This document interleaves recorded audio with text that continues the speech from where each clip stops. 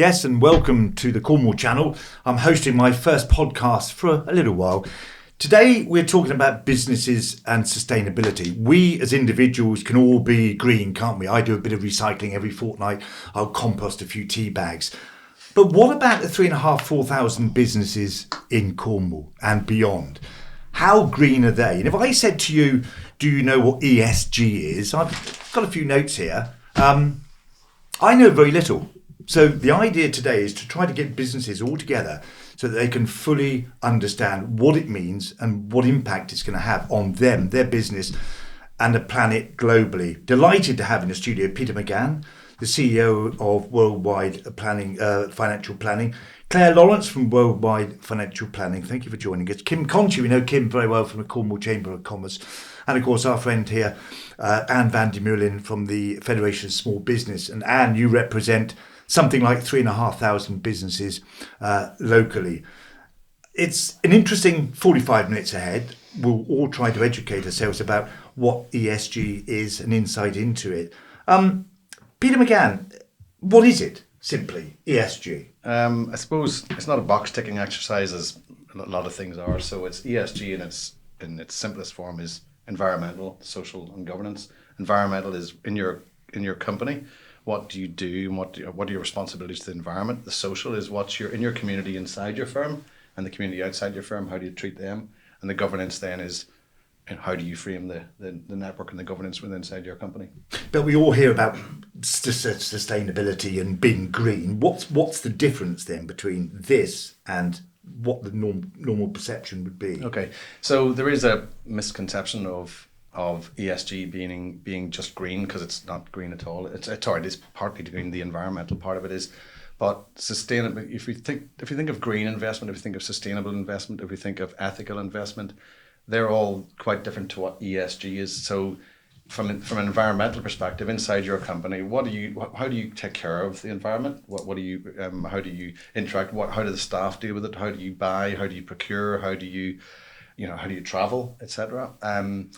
And the social and the governance I've just explained as well. But sustainability, and even the word sustainability, and this word gets confusing. For the word from a sustainability point of view, if we say we're investing into things that help the world become sustainable, we're buying green cars or something, or energy. But the true sense of the word sustainability is, for instance, the United Nations Global Sustainability Index has built a program for 25 plus 5, which is 25 cities they want to be completely sustainable by the year 25, plus 5 indigenous communities. Now, to give an example of what that means from a sustainability point of view, what you're doing there is you might be putting in water turbines in rivers, just one after another, create excess energy. You sell that energy back, you've got more money to put into, say, buildings that have hydroponics inside them, solar panels on the top, driving the batteries to put the solar panels to create excess food, which you sell on again, and then you've now got more money to build your roads. Now that's what you would call proper sustainability. But breaking it down simply for individual businesses, I mean, how is it going to affect the workplace, the staff? The ESG? The ESG, well, how ESG will impact staff is, from an environmental perspective, you're going to attract people to work for you who want to be part of a business that looks after the environment. From a social perspective, do you take care of your staff, and do you as a firm also take care of the community outside of it? And also from a governance perspective, we see this morning, yesterday morning, DWS and Deutsche, they just rated them. It's a classic example of just that's the opposite of ESG. So how do you feel if you're working for that firm? You're just looking for a job somewhere else. And off the back of it, by the way, the guy doesn't get sacked or investigated, he gets to resign. It's, so from a governance point of view, we couldn't have had a better timing for that. 50 people, police officers rating because you said you had something like 475 billion invested in things that are going to change the world from an ESG perspective, but actually you had 75% less than that. That's a classic example of the opposite of what ESG is. But firms just, we'll come on to later about how firms can actually put that into practice and what they can do to create policies. So, but fundamentally, those are the three pillars. Right. To it. And Anne, we spoke at the beginning about you representing something like 3,500 businesses locally. What does it mean to them, ESG, and why should they bother? Well, I think they're doing it naturally, and that's the thing, is that they haven't written policies and they haven't, sort of formalised it. Most of them are very, very busy at the moment, obviously with the Jubilee weekend and so on coming up to, they're going to be really sort of hugely busy. And one of the things that they'll be really focusing on is the S, the social part of it, because they've got to look after their staff. They're competing not only for customers at the moment, but they're competing for staff. So they have to be doing things right. So they have to be paying them the right amount of money. They have to give them the right conditions. They have to be looking after things. So if they're not doing that, then their business isn't surviving anyway. So actually they are naturally doing it. So that's one of the key things that we're seeing in this current climate. And what about the environmental impact then? What are businesses doing locally? So on the environmental side of it, I think particularly in Cornwall, everybody really does love the environment. We're surrounded by beaches and beautiful countryside and so on. And you'll see a lot of businesses doing things like litter picks and, and looking at things like how they can have beach days and looking at sustainable sort of practices there and sort of hauling rope and stuff off of the beach. So, and they're also using that as a bit of a hook as well, because that means that not only are they doing nice things for the environment and so on, but their employees see that, but also their customers see that. And they can also use it as a way to engage their customers. So a beach cafe, for example, will also organise a litter pick. It's a great way to bring people to your business and buy some coffee. So there's all those sorts of things. And even on the governance side, I mean, when you think about small businesses, you don't necessarily think a lot about governance. That sounds very grand. That sounds like something that really big businesses do.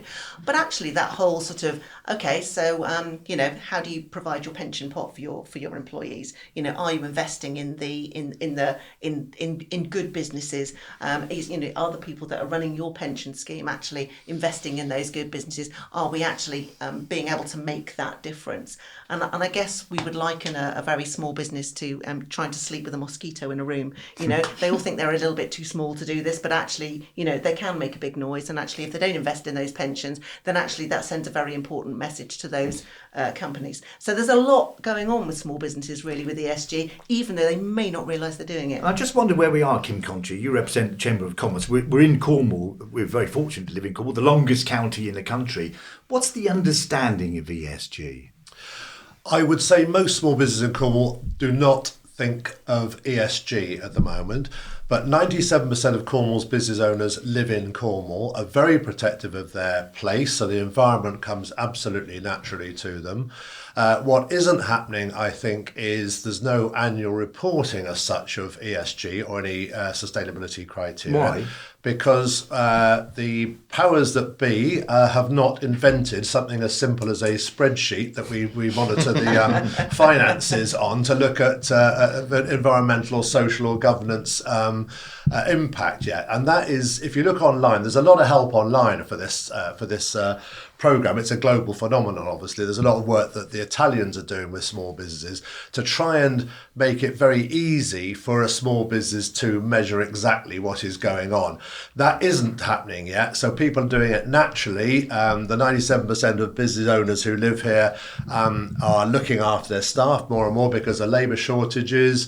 We're looking at food security and, then the environment becomes an impactful place to be. We're looking at the energy crisis, so people are having to naturally save on energy costs and this sort of thing. So I think there's a few natural phenomena which are helping people to grasp what ESG is without necessarily thinking of those three letters at the top of their page, if you like. Now, if you've just tuned in, we're in Cornwall Channel's studio. We have a podcast. We're talking about environmental, social and corporate governance. Peter McGann, how do you find that ESG impacts on your business? Well, we made a decision a few years ago to realign actually what we were about, and we did it, and we were pretty heavy on social media. And so Cometric, which is a big consultancy firm, Cometric, they did a study on what's called a sense of purpose. Companies now, they look after Coca-Cola, they look after Pfizer, not big organizations. They did a study, and when they did the study, they basically said to forget sense of purpose and focus on ESG, because within ESG, what you'll do is if you tick those boxes going through a kite mark that will achieve that, and we'll talk about that later. If you do that, you'll be aligned within your firm. You'll be aligned. So they said, forget purpose, go for ESG. Tick those boxes, but fill those boxes in. They then announced that the top 4 accountancy firms had already put in place a framework for ESG. That was September 2020. So this report was in 2020. It just so happened we'd been talking about it heavily for about a year. And when they did the report, they had announced that we were the third biggest influencer in the world on ESG, which is very kind, but it's all, we're actually doing the things that they were doing. Now, that's very powerful if you think about, if you're actually sending that message out to people to say, look, this is what we're about. And for me, that's what it's about. So we looked at our rebrand. So I brought groups of three customers, lots of threes within the office, because I didn't want any group thinking. I brought everybody in to do our rebrand. And I said, what's our why? What are we really about? Because this is the real sense of purpose. What are we really about? What's our identity? Cornwall has an amazing identity. As a county, just extraordinary identity on its own. So, but what's our why? What's our brand? And when it did that, they all came back with words like sustainability, fair, kind, honest, reassuring. Those are all the words that the staff came back with, what our customers came back with. So but their words. What about the actions? What is your company doing to action it? Yeah, well, that's the point, because we're doing that. This is our staff saying that's what inside this firm. I know you treat us kindly. I know you're fair with us. I know you're honest. I know you pay us well. So they're using words to describe us. When you're redesigning a logo, so here's the nice logo, but it just looks pretty, but it actually is not built upon anything, and people reject it. Your customers reject it. So that's not my experience of your firm. So that's why you start from the bottom and ask all of your staff and all your customers, describe us. If you were in a pub, how would you describe us? You're talking to your mates, I work for Worldwide Financial Planning. What are they like? Worldwide Financial Planning, they're fair with us, they're kind, they're on. So that in doing that team became very, very proud of us, and as a consequence, we went out with that meaning and purpose. Even and to give you an example of how that triggers in, we have an admin meeting the first Monday of every month. I don't even attend it. So not even attend it, they run it themselves. But part of it is they take all of our values and they assess themselves against those values every single month. They run it, and they also trigger in the action they need to put right without even coming to the board or any of the managers above it. So that's ESG in action. We'll talk about the cost implications of ESG a little bit later on. But Claire Lawrence, I mean, your company's embraced this several years ago. What about the thousands tuned in now for the first time, who are hearing for the first time about ESG? How easy is it to actually start?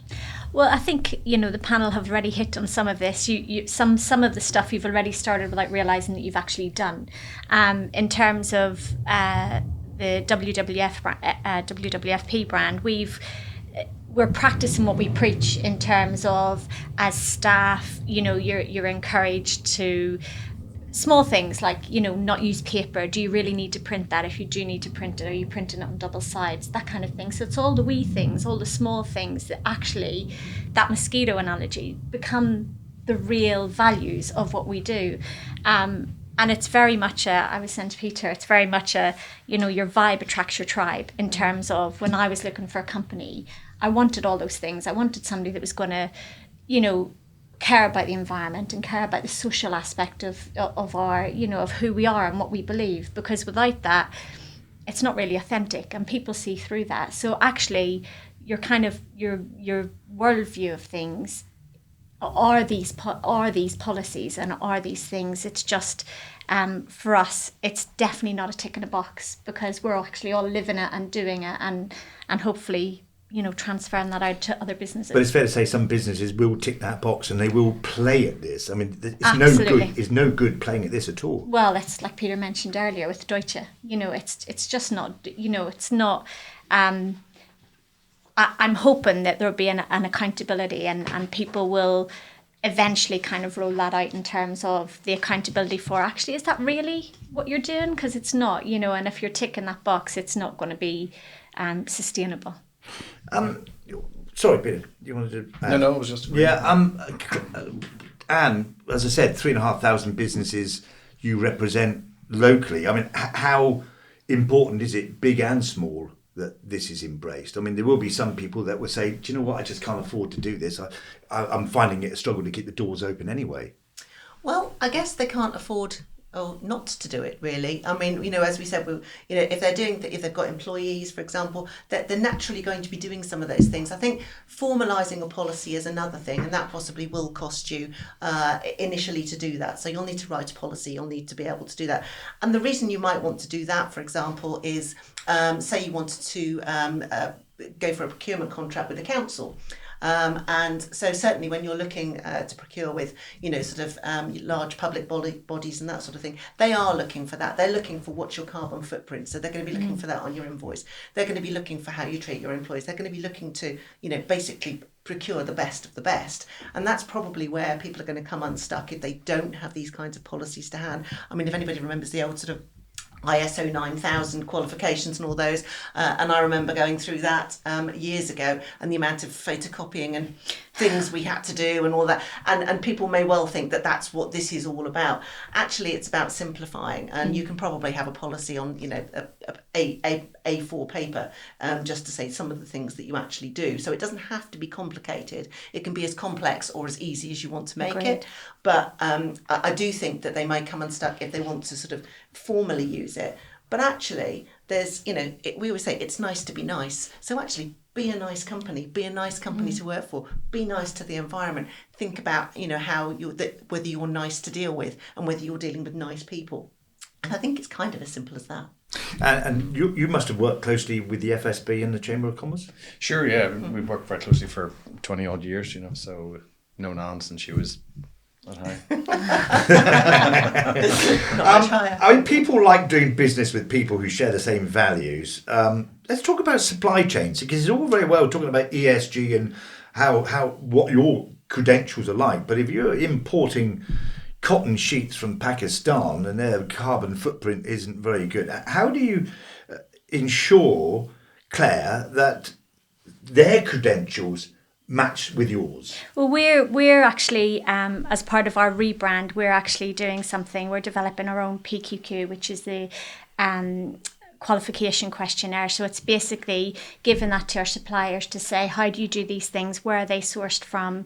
And is that something that goes in line with our values? If it's not, we can procure from other more kind of environmentally friendly people, in terms Isn't that of going to cost you? stationery. Isn't that going to cost you more money though? And this is all about margins, isn't it, for businesses to survive or not survive? It is, but the bigger point for that questionnaire is that's not really going to cost us anything in terms of in-house us kind of developing that in terms of, are you happy to are you happy to fill that in for us? And if you're not, well then, does that align with our values? So actually the internal part, I don't believe, you can correct me if I'm wrong, I don't believe there's a lot of cost implication, but actually the value that you're going to get out of that much outweighs that cost.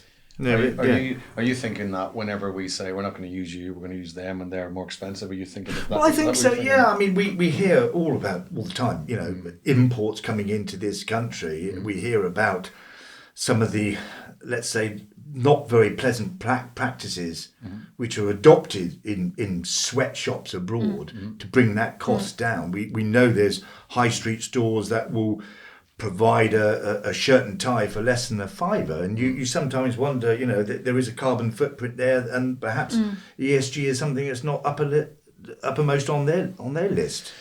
For definite, it isn't. But if you look at the studies, and you can easily find them on the cost of actually manufacturing these products as well, because if you're, the cost of making a pair of jeans, the amount of 1,500 litres of water used to make a pair of jeans, these things are enough. So they're not. So you can influence that. I think that when you're deciding, I do a counter argument to it being more expensive, because if we decide to say, I'm not going to be using these things anymore, I'm actually going to buy from this quality product here. Well, if enough people are buying their margins are going to increase, so they've got the ability to bring it down. So that would be my counter to it. But I do think, I know I can go onto Amazon and buy something for £27, and actually down the street it might be 36.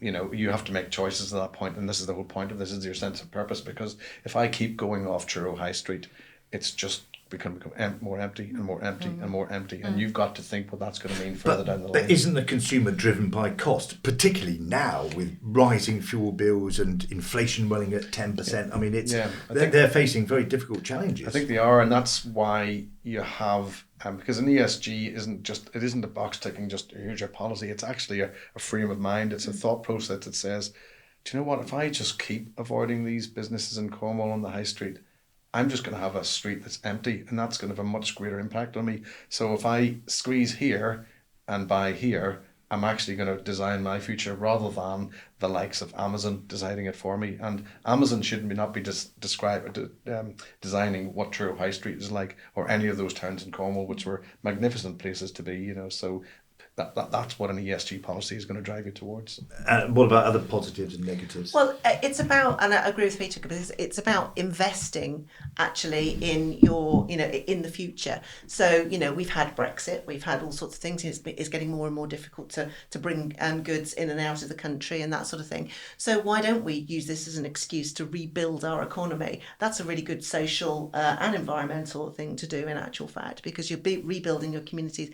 And yes, it might be a little bit more expensive to buy locally right now, but if you can, then that whole thing becomes cheaper, and the only way it becomes cheaper is by people actually buying more. So the more we can buy locally, and it is about sort of that speculate to accumulate kind of thing, it's that investing in the future. And if everybody did that, we would be in much better shape, and actually the prices of things would then come down. So I think it is about that sort of being mindful, and there is some pain involved in change, there is some pain in getting things right, and if we always do what we've always done, we'll always get what we've always got, right? So I think we really need to make sure that when we're buying consciously, and actually maybe buy a little bit less of something but actually spend a bit more on it, just so that you can actually start that wheel moving somewhere. That's actually got to give. Something's got to give. There's got to be some point where you say, do you know what? I am going to buy everything locally. Part of our ESG policy is that we buy everything from if you're a food producer, for example, for everything from a 10-mile radius within, that you can have those kinds of very simple policies that actually, are going to support your local economy. And I think it's that's going to be a really key driver. And it's one of the real advantages of pushing ESG to everybody. But also, I think, Kim, it's fair to say you have to reach the public as well with this, don't you? I know this debate is about reaching businesses in Cornwall and beyond, but this message has got to be hammered home to the public. We've all got to believe that good business pays, and that some of the things that Peter and Anne have been talking about there will filter through. This starts with paying farmers a fair price for milk and food that they're producing, and we've got to re-educate the public on that. Otherwise, the long-term cost, not only to them as individuals but to the planet, is going to be disastrous and far better. So it's going to be a difficult thing to educate everybody, particularly, as you say, Lawrence, at the moment when everybody's really under pressure on energy prices, interest rates going up and so on and so forth. But I think if we all, and Cornwall needs to lead on this. This is the point. We're all so proud of the place we live and work in that we do need to lead on this. I've long been advocating that every business should have a sustainability champion, and now that perhaps could be called an ESG champion. And it's usually a young person. They've come through an education system where this is far more inbuilt to them, and a business and there begins a stick here, because the company is not going to recruit the best and retain the best young people if there's not a sense of purpose embedded in an ESG policy. That's the first thing. Then secondly, already the public sector, Cornwall Council taking a lead on this, and large businesses will not procure from you unless you've got some, they might not yet call it an ESG policy, but some sort of purpose and some sort of policy which lays out that you are not buying from child labour factories in Pakistan, blah, blah, blah. So I think there is a general, of course, when you're sitting in a room like this, all of these things take longer than we'd ideally like, but everybody's on a journey here. And, I don't think we should be too critical of small businesses, particularly, and accuse them of greenwashing. If they're on a journey and they're trying to make the point, it's going to take time. But as long as everybody's on that journey and they're saying they're on the journey, they're putting policies in place, they're recruiting people that are buying the values that they're putting forward, then I think everybody's on a journey which is really going to help. And what about the big business then? If you look at, I think £1 in every £7 is spent in Tesco. Tesco doesn't just sell food, it sells absolutely everything. Insurance services, banking, food, white goods. How do you get them to completely change their model? Well, when I say greenwashing, I think there is a little bit of greenwashing going at Tesco's, because they'll have you, the consumer, believe that they're doing everything ethically and sustainably. When if you're a producer trying to sell them milk, you'll find that all the cost savings have to be yours. And that's the same in all supermarkets. And that's the same in all supermarkets. It's fair to say it's. And in the Cornwall context, yes, indeed, other supermarkets are available.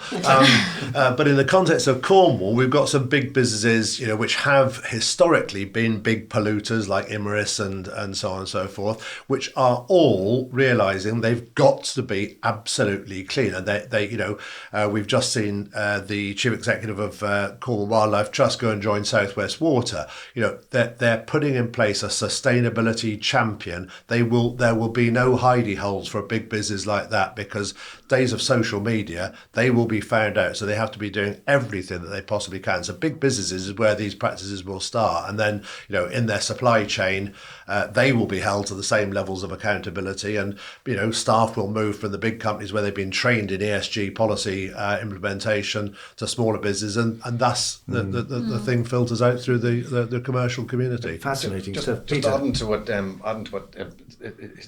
Kim's point is really well made. So when you create your policy, you actually start off on a journey, and the message you say to yourself is, because some things you just can't do, and you think, well, okay, we can't do all that, so we'll just forget it. No, it's a journey. So you say, we're going to get 72%, but we're going to make mistakes, but we're going to keep pushing towards getting this better.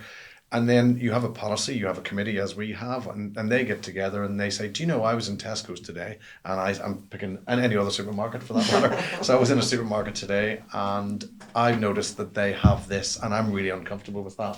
So that committee could say, well, we are actually going to now stop buying our lunches. It's only a small thing, but the starfish story about the child clearing the beach, and he says, well, I made a difference to that starfish, so that's the way to think, and it will start to impact. And the chief executives know if they get a 1% to 2% shift in their profit, what happens to their share price. So you can actually make a difference at every level if you say, no, actually I'm not comfortable with this, it doesn't fit into our policy.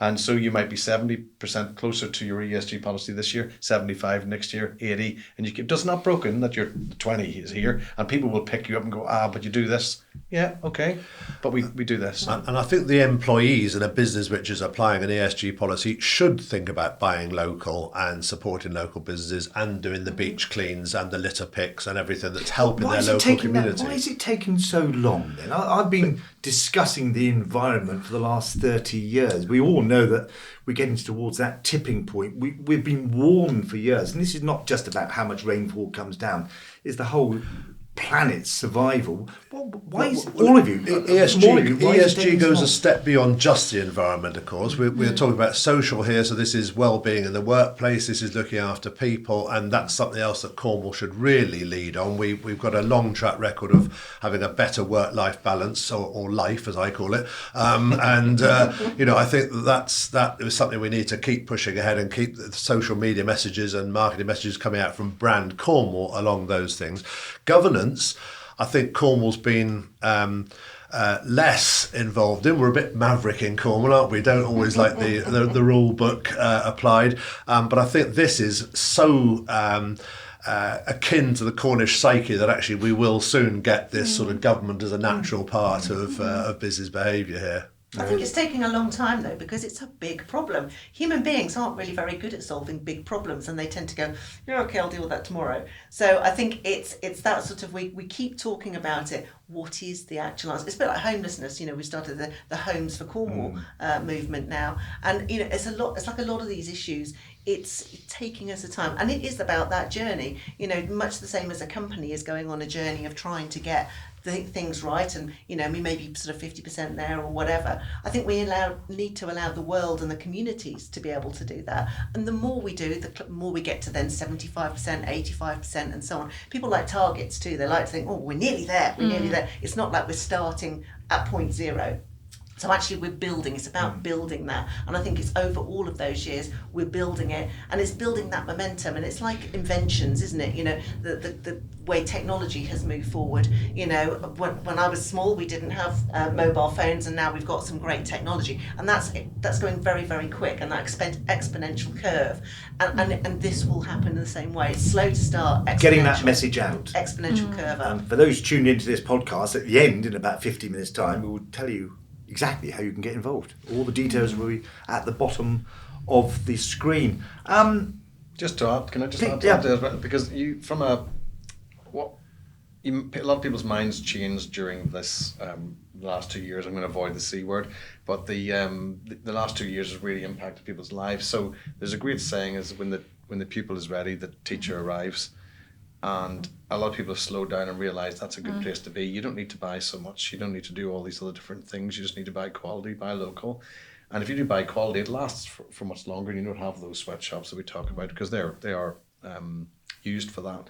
But that's where it is now. And of course, people don't have the structure as to how to put this together. That's why, you know, Claire will talk in a second about a kite mark and about an ESG policy. But once you put that together, it's an easy framework to operate around. It's a sense of purpose to operate around.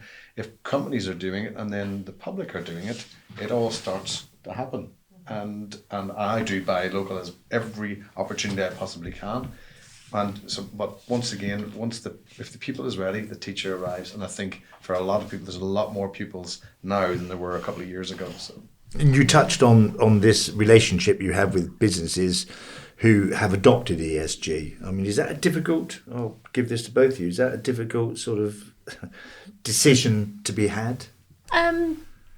I don't think it's difficult when you look at the reasons why, and in terms of, you know, okay, where are your values, how do they align, what do you want to do? Pete mentioned about the ESG mark, you know, that's not a difficult concept, because it's a series of questions basically that any kind of business fills in yes, no answers to, and you're rated on that, and then you're given that mark or you're not given that mark. And some of those questions are, you know, I think, you know, child labour, you know, are you, you know, so some of those answers are pretty straightforward answers in terms of small steps towards building this better ESG policy, you know, for yourself and for the company. So I think it's those wee steps, those small steps that will make that bigger picture. Yeah. Do you agree with that? that? I agree. And actually, if you're applying for an ESG mark, and I'm sure at the end we can tell people where to get it, and we'll also help. We're more than happy to share our ESG policies for people to, you know, to copy and put through, because that's actually going to make a big difference to society, you know. But when you answer those 60 questions, and if you're answering yes to one and you know you shouldn't be answering yes to it, you're going to go, but that's okay, because that's a great matrix, because we're all very busy, you know, and life is made difficult for us by somebody, without getting there. But it is made difficult for us. But we all want to be kind, we all want to be fair, we all want to be honest, we all want to be inclusive, we all want to be in a community, and we just want to be happy. I'm pretty sure 100 years from now, I'm dead, so I ain't got long left. I'll guarantee you. Unless something's discovered very much beyond ESG. Yeah, never say never. Yeah. Well, if I am, I'll call you. Yeah. But you, in that wee bit that you have, that, you know, how different that life could be if we are all doing things in the right way. And that's all ESG is. It's just a framework to say that. It's a train track to say, actually, you're off the rails. You can hear that noise, get yourself back on the rails and do that. It's been an absolutely fascinating, eye-opening conversation we've had about ESG and how businesses can adopt. You're at the coalface, aren't you? I mean, I've mentioned it 3 times. You know, you represent 3,500 plus businesses. How do you get them to embrace it? I mean, what sort of conversations have you had, and what conversations are you going to have as a result of this discussion?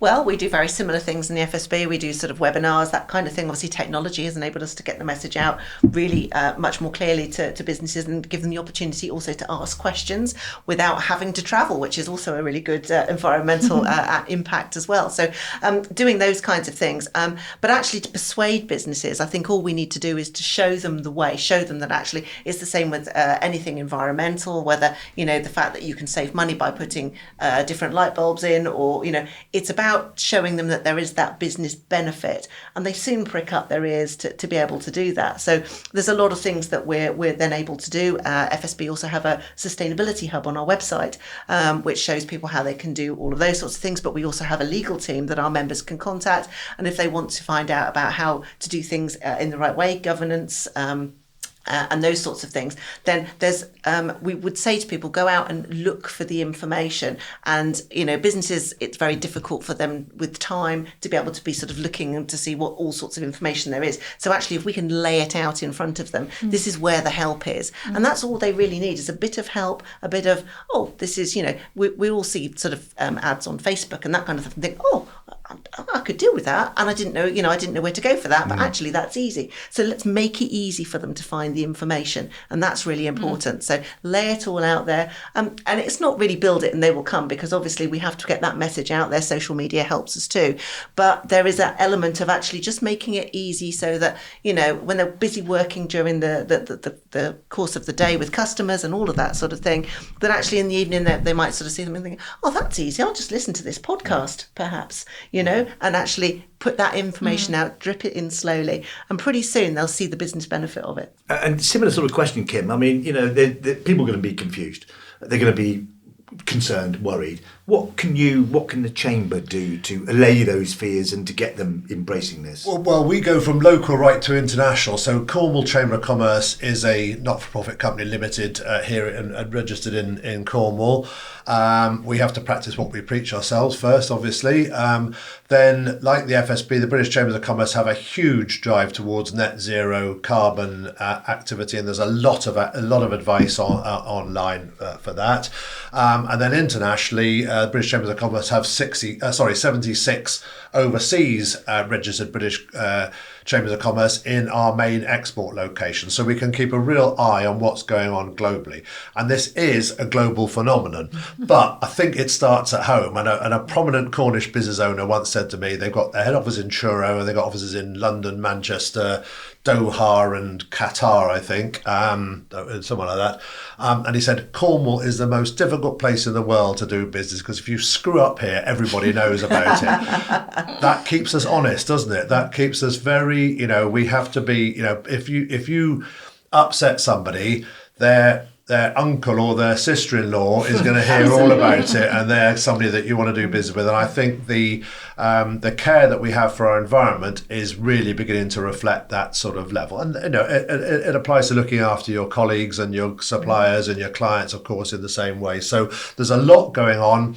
And I think we need to take that advice that that's accessible on the internet from the FSB or from the British Chambers of Commerce and many other places, and Cornishify it in a way that it's applicable here. You can start applying the small things locally, and then you become a better and better business as you take those steps, and you become prouder and prouder of what you're doing, and your colleagues become prouder of what you're doing. And I think most businesses will find it is a journey that they and their colleagues, their clients, their suppliers and competitors want them to go down, really. And Peter McGann, I mean, you embraced this several years ago. Why, your company, Worldwide Financial Planning, why was it so important initially then, and why is it so important? I mean, sum up the importance of ESG to everyone. Yeah, just coming on from what you just said there now, actually, forget about it as a policy, forget about it as 3 letters and all the confusion of it.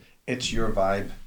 And your vibe is your tribe. It's just purely, this is your vibe. You're going to say to the world, this is who I am. This is what I care about. I'm a really nice guy. We're fair. We're kind. We're honest. I had someone. It was a member of staff said, "You're naive to think that you can." Actually said, "You're naive to think these values. Everybody will get these values." And said it twice. And I said, "All right, okay." No, I said, the values will always win. The values will beat me. As the chief exec, the values will beat any member of our staff, any across the board. The values will always win. The values have to win. You've designed them. That's what we're about. That's your vibe. That sends a message out to the world to say, that's who we are. Do you think we're nice to work with? Do you think we're fair to work with? Do you think you're kind? Would you like to buy off us? And then the same applies the other way around. And people sell themselves on, if you think of Simon Sinek, which is, this is what we do and this is how we do it. That's how they sell themselves. You don't care about any of that. What I care about is why you do it.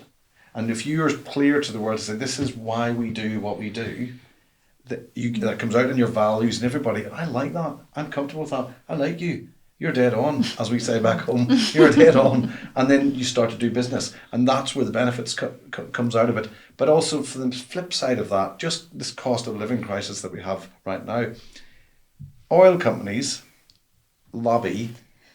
Oil companies are out there, they're lobbying. They're out there lobbying government. They also sit on parliamentary committees. Yeah, believe that or believe it not, they actually sit on parliamentary committees. 80% of lobbying is not covered by current regulation. These guys lobby, they make extraordinary profits like they're making now off the Richter scale, record profits. They then use that money again to lobby again, to increase your prices, to lobby again, causing the most extraordinary cost of living crisis. Now that doesn't affect certain people, because if your disposable income was £3,000 a month, it's now 2,800. But there are people at home crying for a Monday morning to feed their kids because their 200 quid that they had has gone. That's not a good thing. That is not a good thing. Those people don't have that money just to feed parents. What can I do? They're looking into, the charity shops to feed them. They're choosing between food and heating. That's not a good thing. And that's the benefit of an ESG policy. You say, I'm not going to buy from these people. I'm not going to buy from you at all. No, I'm not buying from you. I'm not going to get anything from you whatsoever. That's a negative side. But who wants to support that? I don't want to support it. I don't want it in my pension fund. I don't want it in my ISAs. I don't want it in anything. I don't want any of those people supported. I want to starve them as much as I can. But also that's where even locally we go, I'm going to buy as much of your fuel. We're going to car share. So if you've got 4 people in the car instead of 1, you've dropped their takings by 75%, haven't you? So there's so many policies around. So giving it a real meaning of what an ESG meaning is, it is that. So the other thing is, where is it going to come from? It's going to come from Cornwall. It's going to come from people in Cornwall. It's not going to come from government. I've never voted. I'm sure most of you know that. I've never voted, but I'm non-political. Everything I say, I do very independent.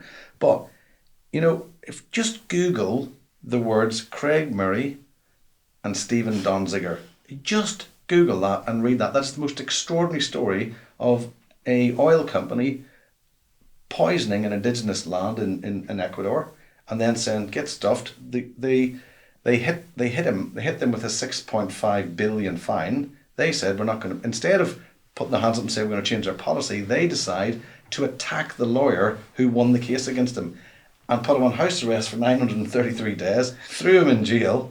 It's an extraordinary story. Read that, and then if you see that, you think, God, I actually could be influencing that by deciding who I buy stuff from.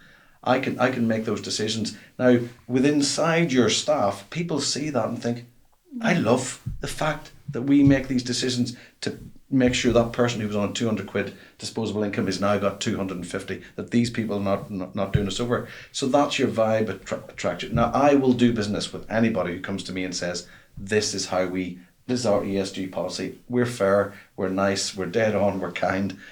So and off the back of that, I can't tell you the amount of things that have happened to me where people go, I like that vibe. If we had more time, we would. We would. Ladies and gents, thank you very much indeed. And I hope for those tuning in and listening to this debate about ESG, I hope it's been worthwhile and informative. And all the details where you can get in contact with the chambers and all the other relevant parties will be at the bottom of the screen. Thank you all very much indeed. So we've heard a lot about ESG. Don't be put off by those 3 words. It's something that we can all start a journey on. If you'd be interested in hearing a bit more about it, there are plenty of online resources. But here in Cornwall, the Cornwall Chamber of Commerce, in conjunction with Worldwide Financial Planning, are going to help you start on that journey. So please do get in touch. Ask us the most simple question. Easy to ask those silly questions now than get some way down the track and realise you don't know. So ask us a question now. We're over the moon to help you.